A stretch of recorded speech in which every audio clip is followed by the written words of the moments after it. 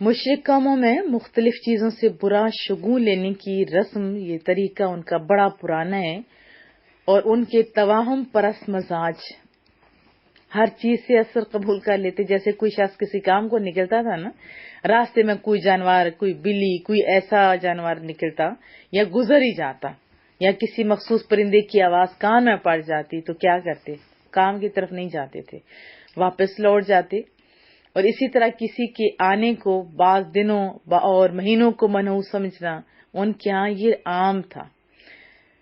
اسی طرح کے تصورات اور خیالات ذرا دیکھیے اپنے ارد گرد بھی تو نہیں ہیں.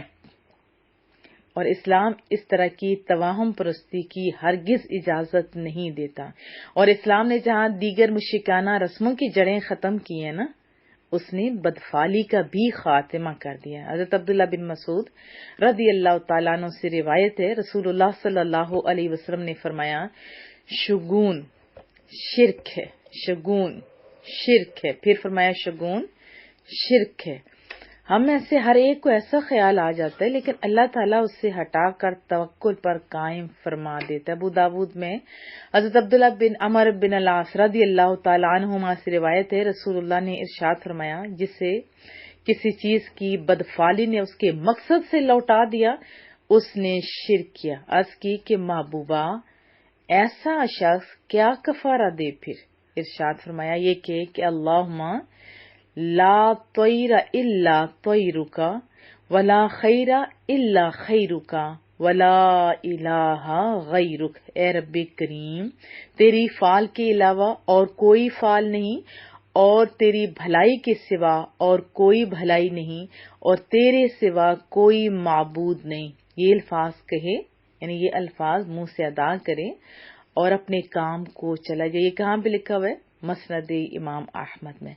اور احادیث میں بدشگونی کو شرک قرار دینے کا مطلب یہ ہے کہ جب کوئی شخص بدشگونی کے افعال کو مؤثر حقیقی جانے تو شرک ہے، یا مشرکوں کا فعل ہونے کی وجہ سے زجر تنبیہ سختی سے سمجھانے کے طور پر شرک قرار دیا گیا ہے.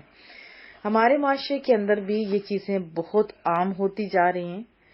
شیشہ ٹوٹ گیا، بدشگونی.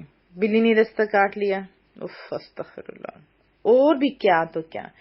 بسا اوقات تو عورتوں کا جینا بھی حرام کرا دیا جاتا ہے کہ اس کی شادی ہو کے آئی ہمارے گھر کے اندر تو یہ حال ہو گیا ہمارا. اسی طرح کوئی بچہ پیدا ہوا تو اس سے یہ ہو گیا، غلط ہو گیا. اور بھی آپ دیکھیں تو بہت ساری چیزیں آپ کو اپنے معاشرے میں ملیں گی کہ اس وجہ سے یہ ہوتا ہے تو اس وجہ سے یہ ہوتا ہے. اور کئی لوگوں کو بھی استغفر اللہ تعالی منحوس قرار دیا جاتا ہے. تو جن لوگوں کو ایسا کہا جاتا ہو انہیں تسلی رکھنی چاہیے کہ حضرت موسیٰ علیہ السلام کو بھی یہ بات کہی گئی، ان کے ساتھیوں کو جو اہل ایمان تھے ان کو بھی کہا گیا. تو آپ خود سوچئے، نیک اور صالح لوگ وہ تو برکات لاتے ہیں، غلطی تو کہیں ہم سے خود ہوئی ہوتی ہے نا، اور متھے دوسرے کے لگا دیتے ہیں. تو کریم رب سمجھنے کی توفیق عطا فرمائے اور صحیح علم حاصل کرنے کی توفیق عطا فرمائے. دعاؤں کی درخواست ہے.